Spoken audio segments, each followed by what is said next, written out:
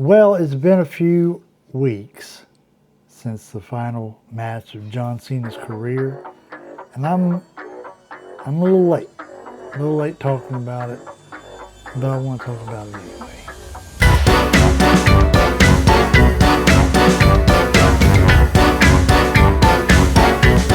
So ever since John Cena had his last match, there's been plenty of people with plenty of different opinions.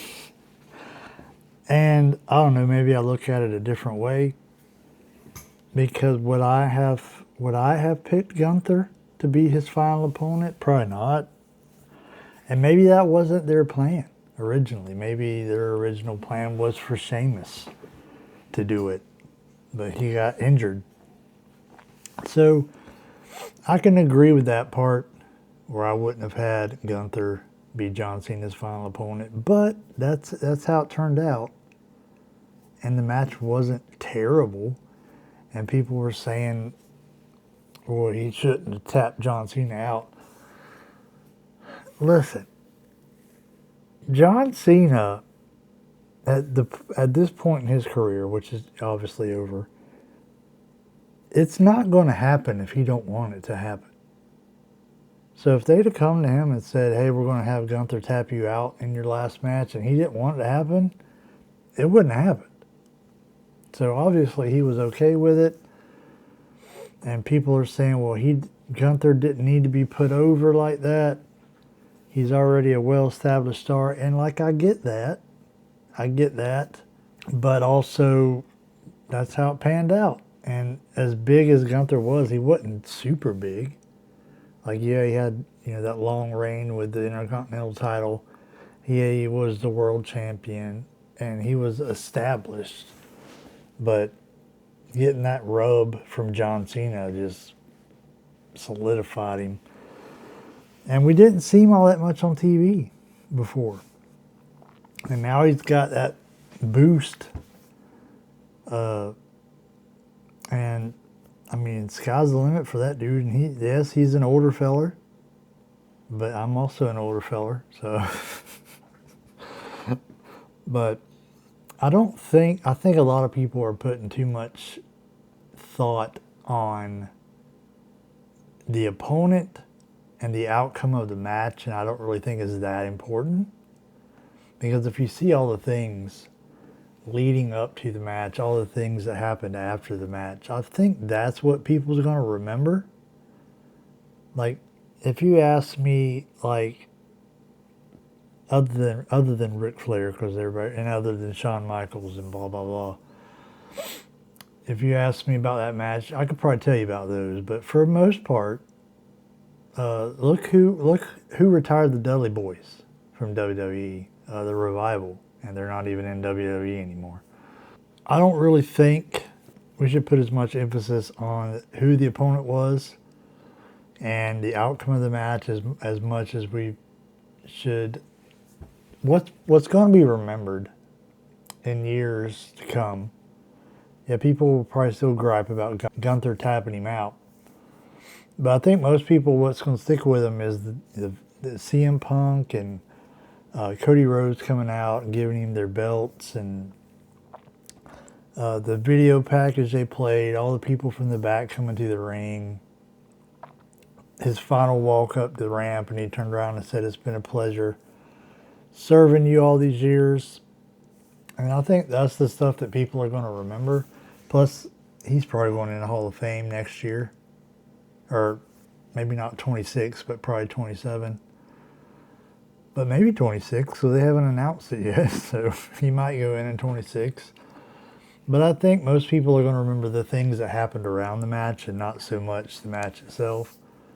But like I said, all the complaints about Gunther shouldn't have been the one, I mean, I can kind of go along with that. I'm not mad about it. Would I have been happier if it was someone else? Yeah.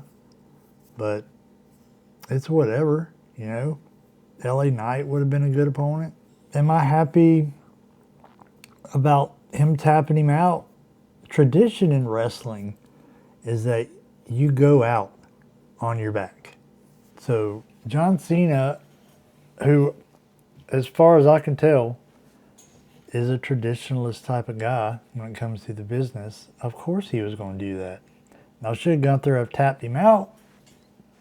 Maybe, maybe not. But Cena was always going to lose that match. And that's just the traditional way for wrestlers to retire. And, I mean, say what you will about Gunther as being his opponent or the fact that Gunther tapped him out. But I think what most people are going to remember about John Cena is his career, for one thing.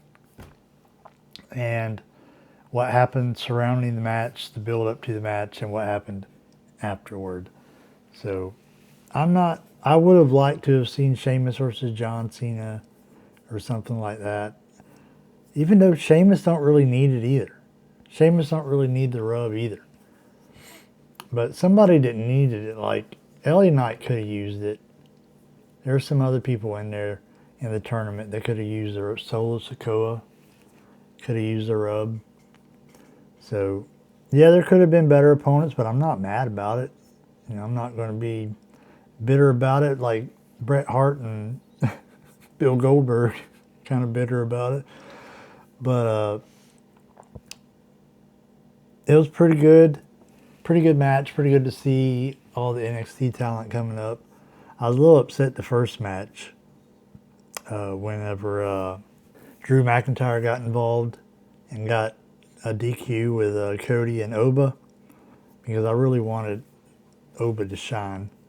And I was like, man, if they're going to do this with every match and have some kind of interference to where there's not a winner or a loser, like, so they didn't do that, luckily. But if they'd have done that, that'd have really aggravated me. Luckily, Sol Ruca got the win over Bayley, so that was good. Because Bayley don't need it. Bayley losing to Sol Ruca does not do any kind of damage to her, but it does all kinds of help to Sol Ruca. So I was glad to see that. And I thought the tag match was good. I thought AJ and Dragon Lee did a good job putting over Javon Evans and that dude from TNA. So overall, I thought the NXT matches were good. Maybe not that first one, but because I really think Oba Femi is going to be a star when he gets called up. But yeah, as far as John Cena's match goes, I thought it was fine. I mean, it wasn't no 5-star masterpiece, but I thought it was fine. It sent him out well, and all the stuff that surrounded it, all the stuff that happened after the match. Pretty good. I didn't even get teary-eyed or anything until they played that video at the end, and I was like, chopping onions a little bit.